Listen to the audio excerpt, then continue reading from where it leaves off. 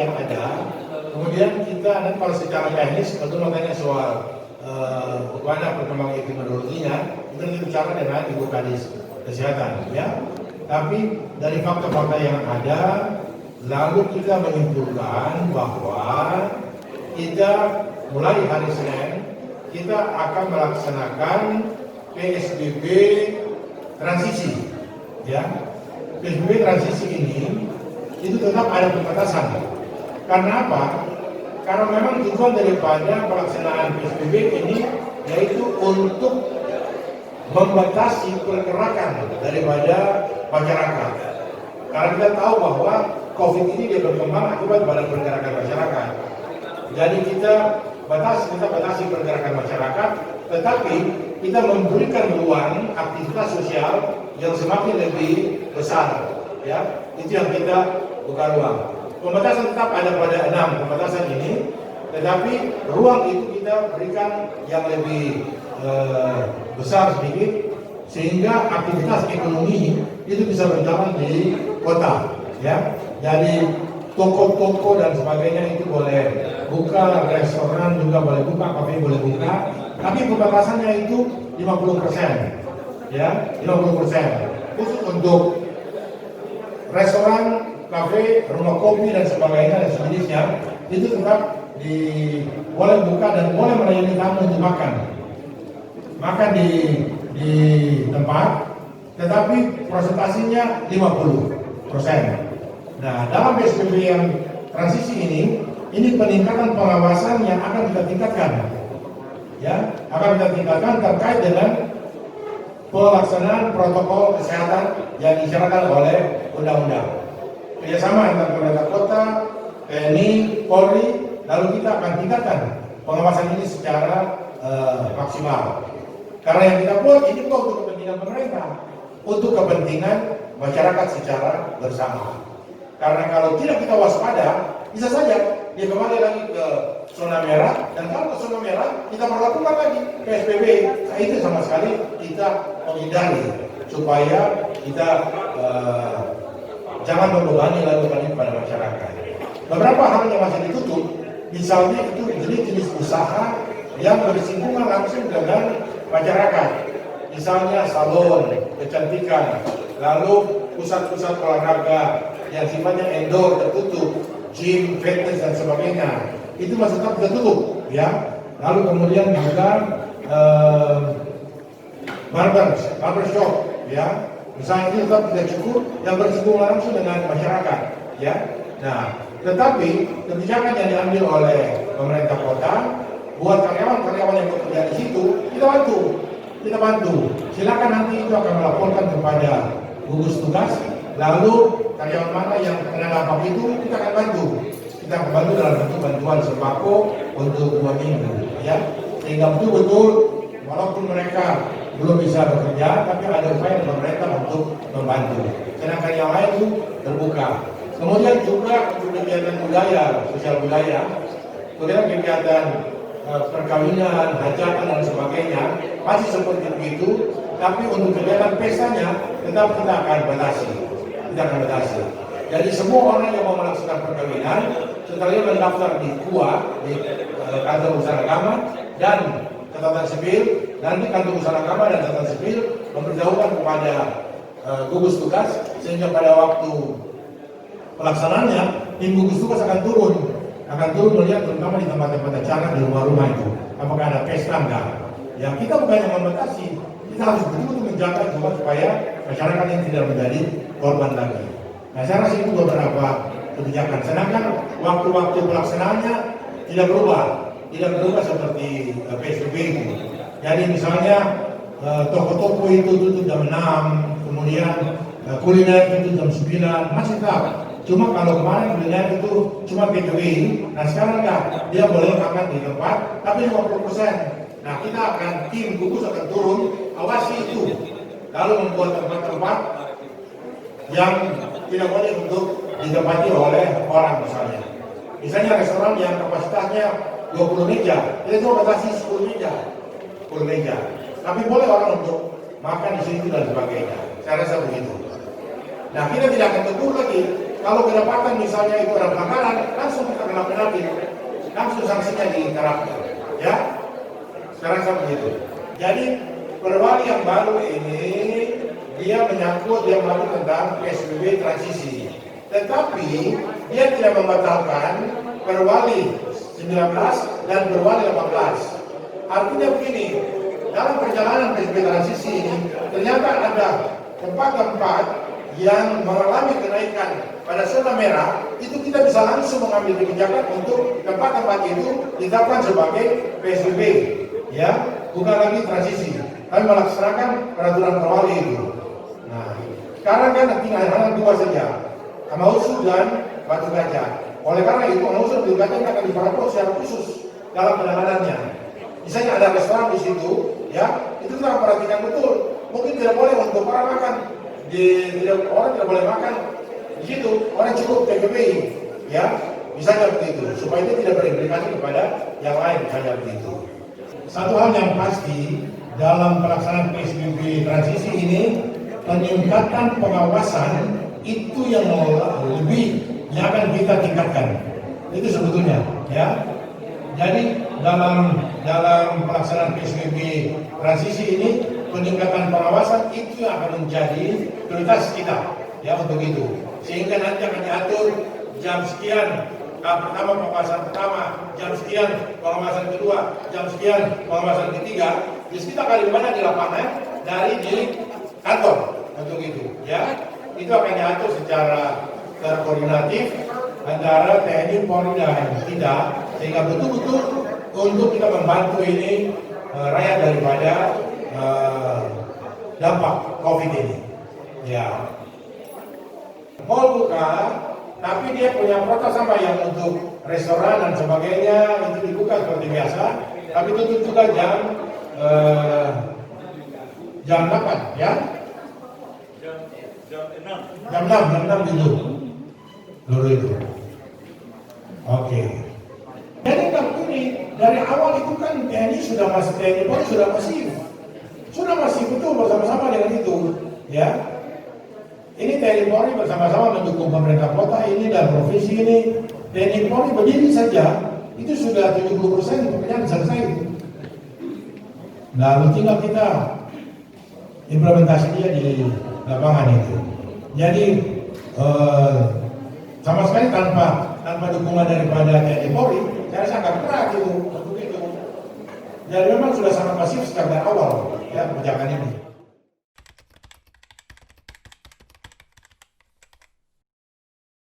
Kita ini ada punya, kita ini 50 desa kelurahan. Dan 50 desa kelurahan ini ada yang merah, ada yang orange, ada yang kuning, ada yang hijau. Yang saya tahu persis, 2 itu merah, kemudian 24 itu hijau. Ya, nah, selebihnya itu ada yang kuning, lalu ada yang orange. Nah, kita lagi berusaha supaya yang hijau ini semakin bertambah, lalu yang merah ini semakin berkurang. Ya, merah tinggal 2 saja, Batu Gajah dan di Amausu. Nah, kita lagi berharap dengan pendekatan kita untuk 2 tempat ini nanti.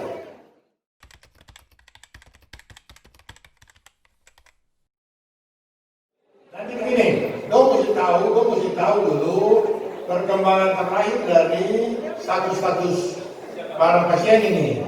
Sekarang ini nanti dengan kebijakan terbaru dari Menteri Kesehatan, tidak lagi ada ODP, PDP, OTP, tidak ada lagi itu. Nah, itu nanti bicara lagi dengan Ibu Kadis Kesehatan. Karena itu yang terakhir itu yang ada ini apa? Suspek lalu. Nah, ini dia.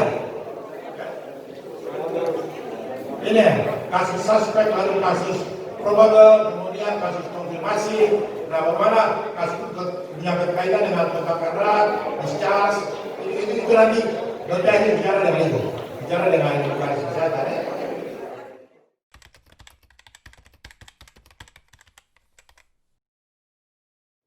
Nah, di dalam majlis itu sudah ada batasan-batasan tempat untuk orang sholat itu, ya.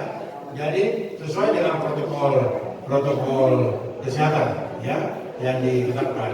Nah, kali ini pun juga gereja boleh juga beraktivitas dengan batasan-batasan yang sudah diatur oleh Kanwil Agama, ya.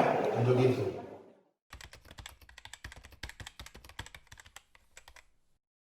Cara begini, bantuan dalam bentuk uang tunggu itu yang dipakai untuk sewa 3 juta. Ini sudah ditransfer sejak Desember, ya, langsung ke rekening-rekening daripada para korban itu. Oke? Yang masih tunggu yaitu dana stimulans dengan rincian 50 juta untuk rusak berat, 30 juta untuk rusak sedang, dan 10 juta untuk rusak ringan. Ini dana sudah ada di BNI, ya, sudah siap masuk ke rekening atas nama para korban. Tetapi kenapa belum ditransfer? Karena setelah BNPB mengadakan konfirmasi dari 1.400 sekian jumlahnya itu, ternyata ada kesamaan data. Suami istri punya nama, dua nama pada satu keluarga, ya, sehingga setelah BNPB itu bikin penyesuaian, lalu kurang lebih ada 200 nama yang double, yang suami istri atau anaknya punya nama. Ini yang BNPB minta supaya ini dipending dulu, dibersihkan, baru ditransfer. Kita sudah terlanjur itu transfer uang pertama dan kedua, itu sudah terlanjur. Ya, kenapa ya? Jangan sampai ada pikir kata Pemkot ada punya kepentingan, nggak ada urusan Pemkot dengan kepentingan, itu uang rakyat, itu uang rakyat. Bahkan pemerintah sudah rugi karena sudah mentransfer dengan data yang pertama, uang tunggu dan uang pembersihan. Nah, setelah data BNPB minta untuk itu diklarifikasi dulu. Kurang lebih ada 200 nama yang double. Ternyata suami istri itu 2 orang, tapi satu keluarga 2 orang bernama. Ada satu keluarga anak dengan bapak punya nama. Itu yang setelah dikonfirmasi dengan NIK dan sebagainya. Jadi kalau dalam syariah ini sudah oke, ya sudah. Ini sudah masuk di rekening-rekening siap, cuma diblokir oleh bank sambil menunggu ini konfirmasi terakhir pada ini. Jadi sama sekali ini nggak ada urusan dengan Pemkot sama sekali nggak ada urusan, ya. Itu supaya jelas, ya. Pemkot juga nggak ada maksud untuk simpan itu uang lama-lama di bank kalau dapat bunga. Maka bunga seperti itu juga tidak berkenan bagi rakyat. Saudara tahu nggak? Ya. Nah, karena itu hak daripada rakyat untuk itu. Nah, cara seperti itu jelas ya?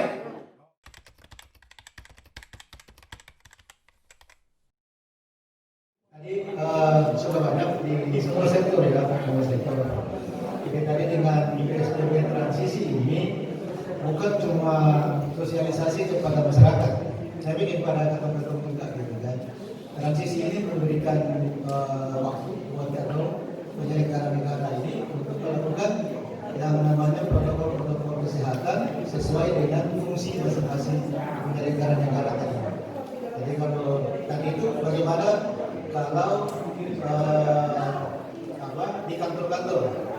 Nah, kantor tadi kantor mulai dari yang sebagian dulu masuk kantor.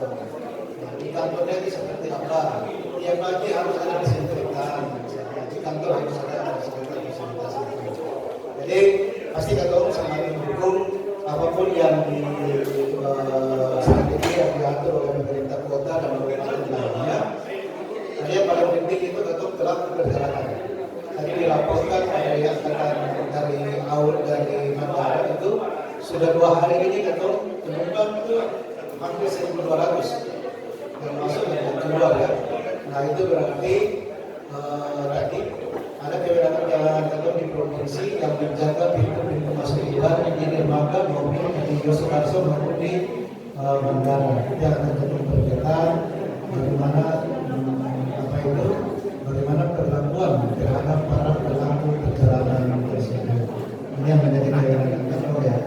Dan tadi atau manfaatkan masa transisi ini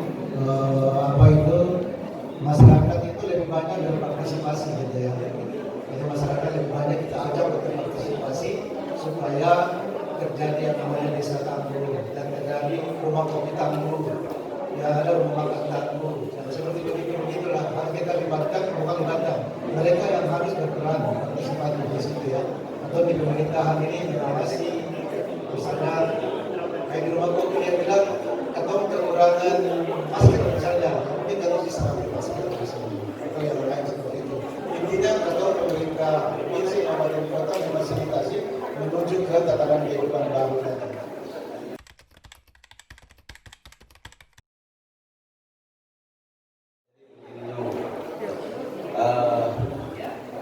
Sebenarnya tujuan daripada kata orang punya negara itu bukan untuk memukul ya, jangan sampai salah kita mengedukasikan.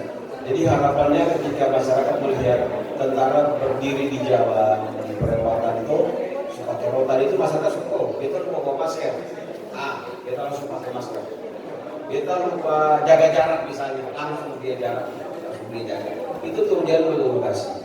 Kalau namanya kekuatan, saya kira sekarang ini kita sudah sekali di kota ini ya, untuk mendukung supaya, karena kota ini adalah sentrumnya Maluku yang menyebabkan apa yang terjadinya paling tinggi COVID di sini, sehingga kita banyak kekuatan ada di sini. Yang kedua adalah sebenarnya tujuan ini tujuan dari pelaksanaan PSBB itu begini. Kita berharap dengan edukasi yang tiap hari disampaikan itu kesadaran masyarakat terhadap pelaksanaan protokol COVID ini bisa lebih tinggi. Dengan masyarakat sadar ini artinya mereka lebih waspada, dia akan lebih hati-hati, sehingga kesehatannya juga terjaga, dia makan makanan bergizi, dan kemudian pengetahuan dia terhadap penyakit ini juga makin bertambah. Dengan demikian masyarakat bisa mengantisipasi dirinya sendiri dan keluarganya serta lingkungannya. Itu yang kita harapkan.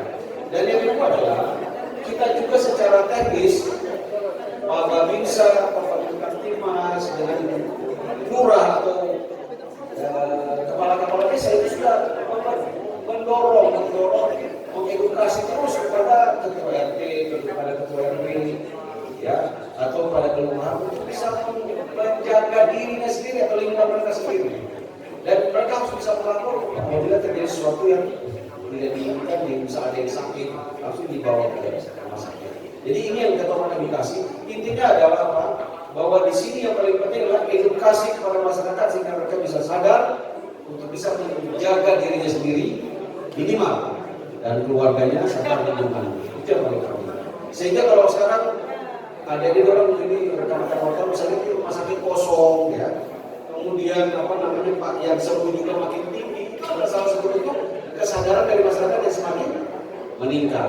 Nah harapan kita kepada rekan-rekan wartawan dan orang semua bisa memberikan edukasi penting lagi karena ini sangat penting ya. Beliau tadi sampaikan dalam rapat kepala BNPB itu mana jual papeda, jualnya papeda, ikan, makan ikan, kemudian pakai minyak goreng itu semua diatur di Maluku ini. Kenapa kata orang di Maluku seperti ini? Makan papeda, makan sagu itu menambah imun tubuh. Makan ikan lagi. Ketika benar dia menjaga tubuh COVID juga, corona juga takut. Kalau imun tubuh orang kuat, tidak mungkin terserang sama corona dan menggunakan minyak goreng. Sekarang di mana-mana Panglima Kapolri dan sebagainya kita tahu. Nah itu yang penting. Jadi sebenarnya itu yang paling kita harapkan masyarakat sadar dulu. Ya, kalau tentara, polisi, lapangan itu hanya teknis saja. Tapi yang paling penting adalah kesadaran masyarakat itu makin tinggi, makin bagus, sehingga penyakit ini bisa selesai. Kemudian masalah nanti yang belum selesai, ada buat desa itu ada teknik-teknik khusus nanti Pak Wali Kota dan jajarannya setelah dibantu oleh Pak Dandim dan Pak Kapolres nanti akan menangani secara khusus. Saya kira itu Pak ya.